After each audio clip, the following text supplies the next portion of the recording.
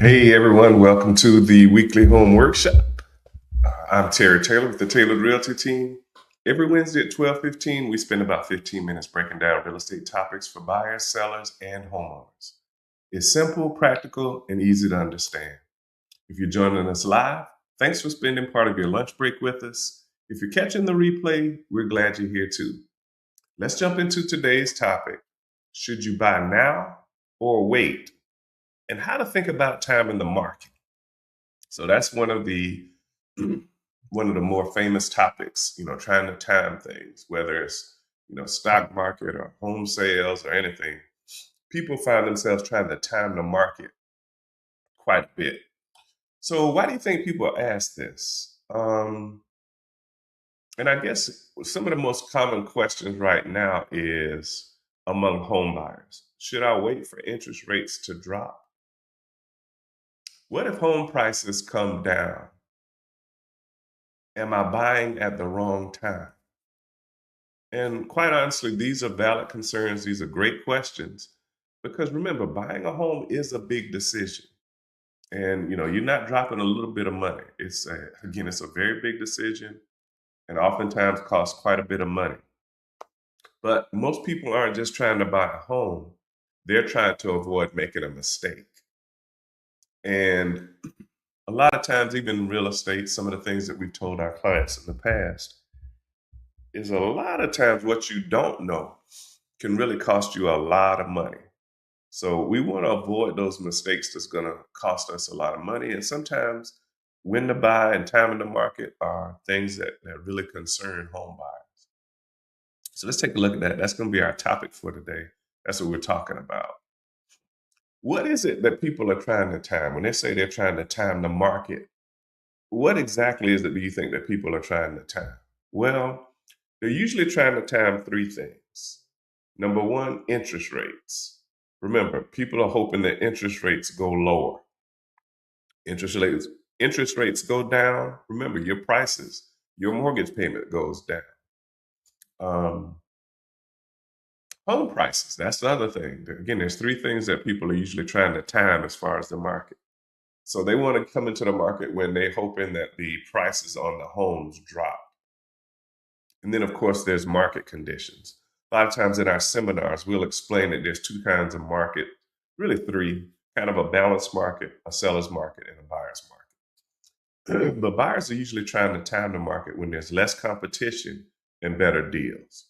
So the three things that they're trying to time: interest rate, home prices, and market condition. But here's a reality check, okay?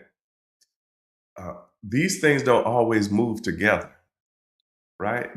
And the market doesn't really move in a straight line.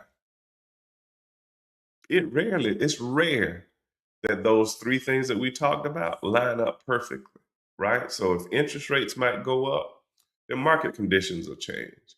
Or if market conditions change, rates might go down. Or home prices might be going up while interest rates are going down. So again, these things don't always move together. They move sometimes independently of each other, but as a result of one or the other, right? So market conditions are going to change when interest rates change. But again, rarely do these three things move at the exact same time in the same direction. Remember, the market moves in cycles, up and down, up and down.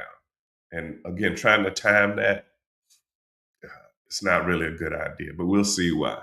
And here, spoiler alert, don't try to time the market. We'll talk about what you should be doing. So while you're trying to time the market, here's some of the risks of waiting. Waiting can feel safe, but it does have risks. Okay. Number one, prices may continue rising.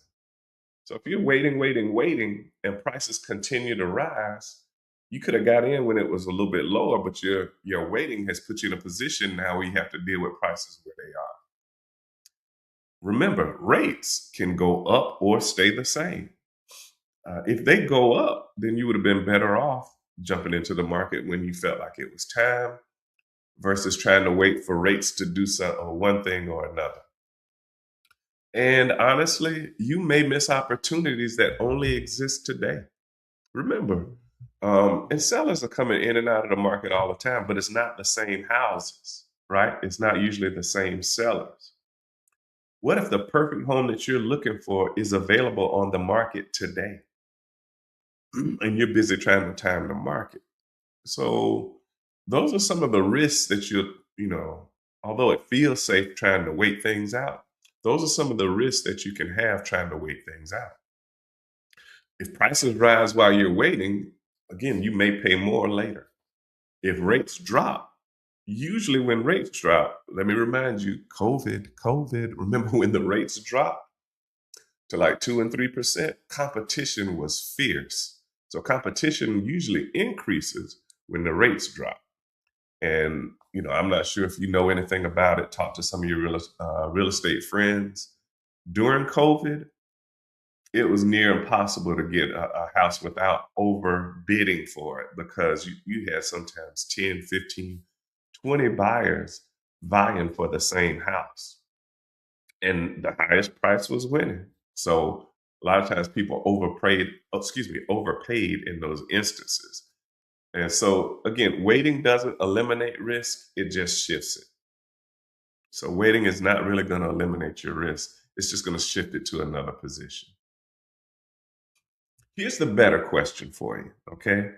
Instead of asking, is this the perfect time to buy?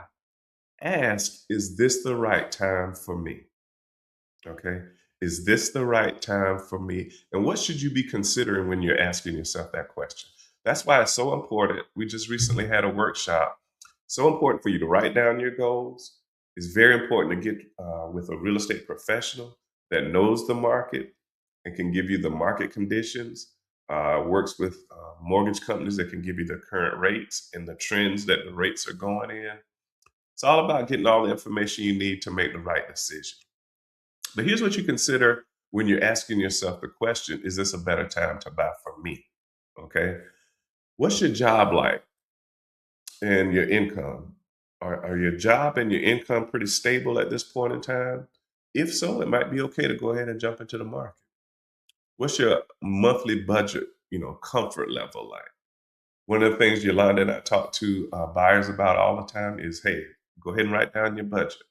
Because remember, lenders don't know what your monthly budget is. They don't know what some of the things you're doing whether it's a weekly basis. Maybe you've said, hey, for me and my family, we're going to spend family time every week. And that's an item that you've budgeted in your monthly budget. They're not considering that when they're saying how much you qualify for. So come up with that monthly budget for the comfort level you have whenever it's time to start looking for a purchase. How long do you plan to stay in the home?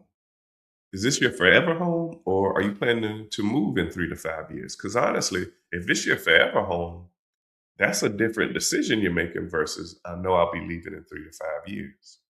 It's going to determine what you're looking for and how much you're willing to spend at that particular point in time. And lastly, what are some of the personal goals that you've set up for yourself? How much space are you looking for? Are you looking for conditions for your family? Are you looking to get near amenities and in areas where there's things maybe for family members and friends to do? Or what kind of lifestyle are you doing? Are you having lifestyle changes? Maybe you're upgrading, right, from a starter home to your dream home. Or maybe you're an empty nester now. Everybody's out of the house and now you got too much house and it's time to downsize. So consider those conditions. And those are better questions to ask instead of asking, is this the perfect time to buy? Ask the question, is this the right time for me to buy? Remember, you don't have to time the market perfectly. You just need to enter it at the right time for your situation. So ask yourself those questions. And hey, throw it in the comments. Maybe there's some other things that should be considered whenever it's time to make that move. So here are a few quick takeaways. Just remember, timing the market perfectly is very difficult. Very difficult.